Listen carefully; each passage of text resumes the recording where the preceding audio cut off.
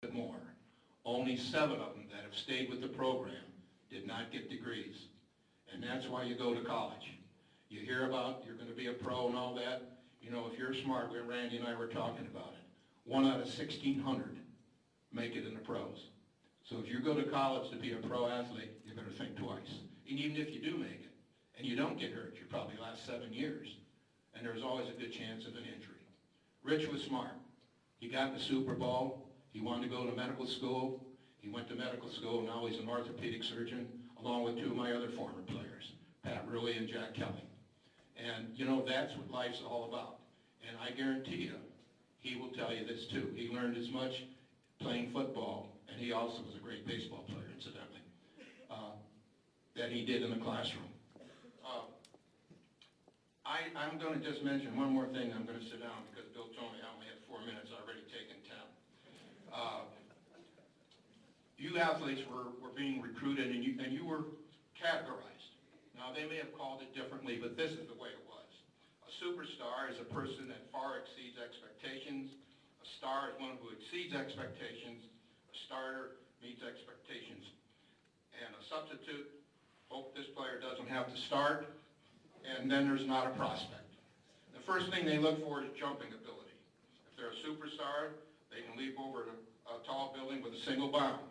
If they're a star, they must take a running start to leap over the tall buildings. If they're a starter, they can leap over short buildings only. If they're a substitute, they crash into buildings when they're attempting to jump over them. And if they're not a prospect, they don't recognize the buildings at all. Quickness and speed is faster than a speeding bullet, is as fast as a speeding bullet, not quite as fast as a speeding bullet. Would you believe a slow bullet wounds self with bullets when attempting to shoot? Adaptability and leadership. Walks on water consistently, walks on water in emergencies, washes with water, drinks water, and I apologize for this one, passes water under stress. Communication and stability. Talks with God, talks with the angels, talks to himself, argues with himself, and you guessed it, he loses those arguments. I want to congratulate the chapter for honoring these 2 fine coaches. I know Tom Marcucci did a great job. I have a grandson that was on that team. He was one of the co-captains, and I'm so fortunate that he had an opportunity to play for him. They won the state championship, as you know. They beat 2 undefeated teams at the end. And I also want to congratulate Randy Edsel, who's done an unbelievable job up at Connecticut. And he went through every coach's nightmare, and that's losing a player during the season.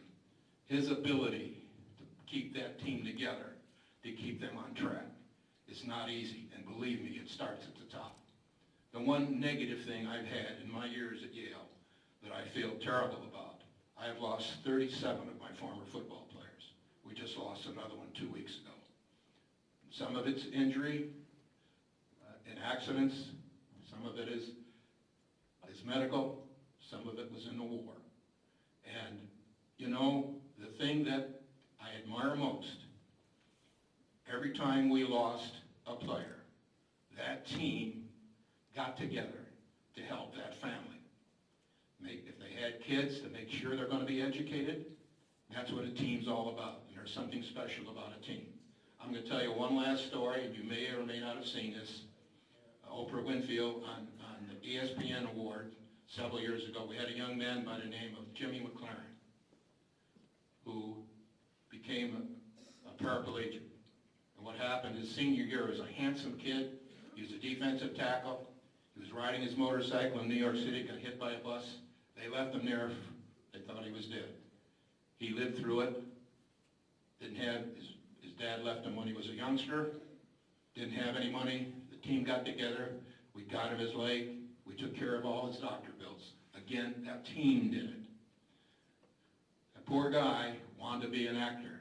And it didn't stop him. He had a prosthesis. He walked around. He even came to the office in shorts. He did some work up in Cape Cod and was on his way to Hollywood. He also decided he wanted to be a marathon type person, and he led the nation for amputees. And he was in a race in San Diego, and he was about a half mile ahead of everyone else. And the police did not know it, and they let another car through. hit him again, drove him into a stop sign. He is a quadriplegic. Again, the team came through to help this young man. He's in a wheelchair. He's 1/10 the size he was. He was about 6'4", 265, 70 pounds. But he, like he said, when he talked to the Yale football team when they went out to San Diego, he said, they've taken my body away, but not my mind. He gives speeches, inspirational speeches. He does a great job of it. He's not doing too well right now, but again, the team is sending him back for their reunion. They're collecting money for him, and they're going to make sure that he's taken care of as long as he's on this planet. Again, that's what a team will do for you. Again, thank you for having me here. It's been a long time, and I talk too much. Good night.